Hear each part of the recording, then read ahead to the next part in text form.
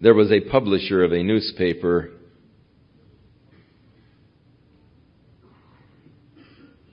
who declared himself an agnostic.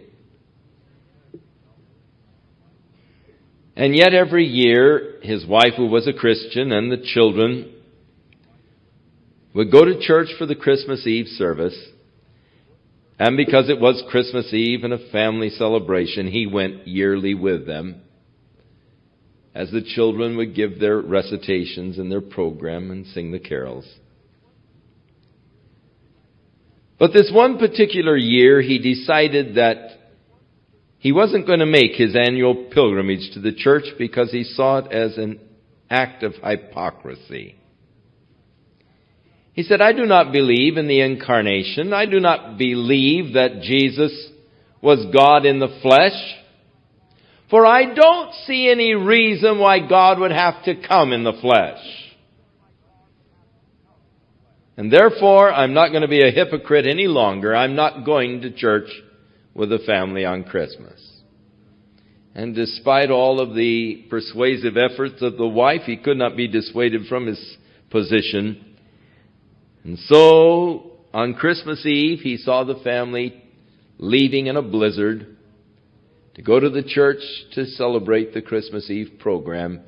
As he sat by the fire, got out a book, and began to just sort of settle into his reading. Before long, a little bird tried to fly into the window, attracted by the light of the fire inside and suffering outside in the blizzard. This little bird started flying up against the window, beating itself against the window pane, trying to come inside. And it distracted him from his reading, and he thought, well, little bird, go away, but it wouldn't. It kept trying to fly in.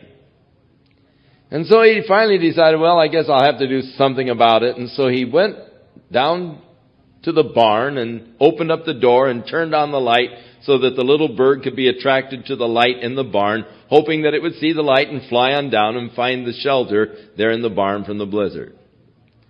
Walking back up to the house, he found the little bird on the outside, still trying to fly into the window. By now, it had begun to bloody itself from just flying up against the pane of glass.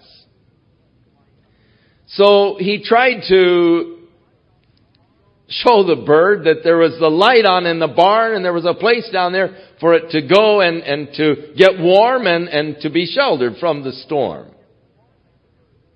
And he started to sort of shoosh at the bird and swing at it a bit. But the more he did, the more frantic the little bird became in trying to fly into the glass and began to injure itself even more.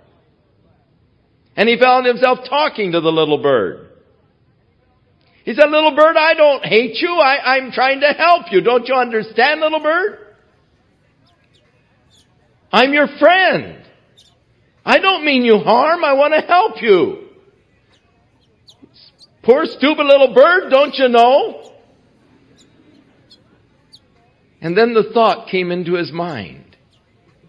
Oh, if only I could become a bird for a moment to communicate to this poor little creature that I don't hate it, I'm trying to help it. And suddenly the light flashed.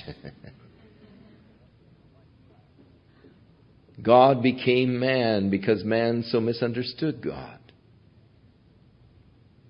He didn't hate man. He wasn't trying to harm man. He wanted to help man. He saw the reason for the incarnation, that God might communicate to us the truth about himself. That truth that had been lost in the garbled concepts that man had created of God. So, the Word was made flesh and he dwelt among us. Gonna work hard, I'm gonna call